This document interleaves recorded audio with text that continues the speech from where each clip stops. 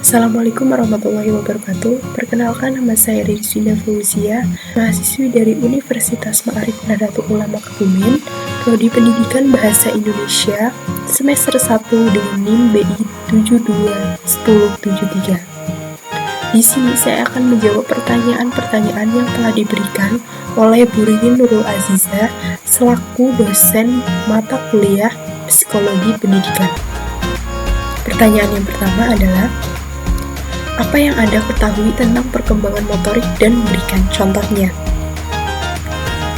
Motorik adalah gerakan-gerakan yang dilakukan oleh bagian-bagian tubuh manusia. Motorik dapat berkembang seiring dengan tumbuh kembangnya kemampuan gerak pada anak dan juga beberapa faktor yang menyebabkan kemampuan motorik, diantaranya adalah usia dan lingkungan. Motorik dapat dibagi menjadi dua, yaitu motorik kasar dan motorik halus. Motorik kasar adalah kemampuan anak untuk menggerakkan otot-otot besarnya seperti saat berlari, berjalan, dan duduk. Sedangkan motorik halus adalah kemampuan anak untuk menggunakan otot-otot kecilnya seperti saat sedang melihat, berbicara, menulis, dan juga membaca. Pertanyaan yang kedua adalah, apa itu persepsi? Mengapa persepsi setiap orang berbeda-beda? Persepsi merupakan proses penyimpulan pada suatu stimulus yang diterima oleh alat indera manusia, sehingga otak dapat mengolah dan menyimpan informasi tersebut dengan baik. Ada beberapa faktor yang dapat mempengaruhi persepsi manusia, yaitu faktor internal dan eksternal. Pada faktor internal, terdapat beberapa hal yang mempengaruhi, antara lain fokus dan minat seseorang dalam suatu hal sehingga menyebabkan informasi yang diterima dan diolah tidak sesuai dengan kondisi yang sebenarnya. Selanjutnya, faktor internal yang juga mempengaruhi persepsi adalah suasana hati dan pengalaman seseorang. Seseorang cenderung tidak akan mau menerima stimulus yang berhubungan dengan pengalaman atau kenangan buruk. Namun, jika stimulus yang diterima tidak menimbulkan suatu efek samping yang berlebihan, seperti emosi negatif yang meluap-luap, maka stimulus itu cenderung akan lebih diterima. Yang kedua adalah faktor eksternal. Faktor eksternal yang mempengaruhi persepsi adalah frekuensi dan ukuran stimulus yang diterima, serta keunikan dan warna dari stimulus yang ditangkap oleh indera manusia. Pertanyaan yang ketiga, bagaimana cara mengendalikan emosi? Ada beberapa hal yang dapat dilakukan untuk mengendalikan emosi. Yang pertama adalah memilih situasi yang tepat untuk emosi kita pada saat itu. Yang kedua, alihkan fokus dengan melakukan hal-hal kecil yang disukai. Yang ketiga, merubah respon sesuai dengan kondisi yang ada.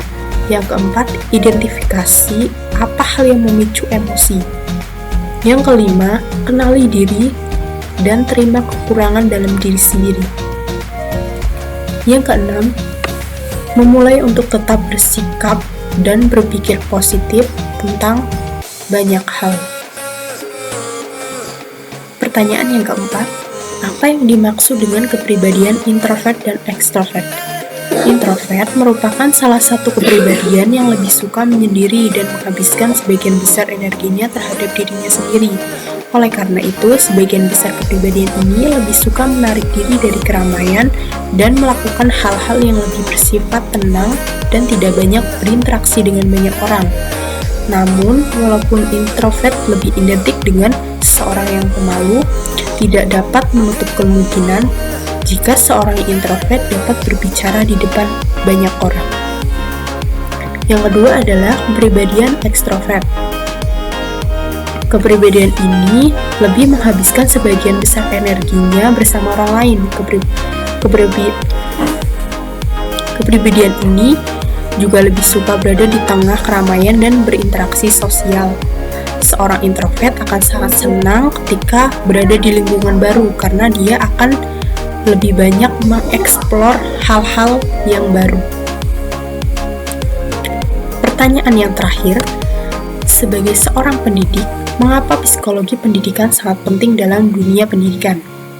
Psikologi pendidikan sangat berguna untuk lebih memahami tentang karakter antara guru dengan siswa atau siswa dengan siswa, sehingga setiap orang dapat melakukan pengendalian terhadap emosi dalam dirinya ataupun orang lain.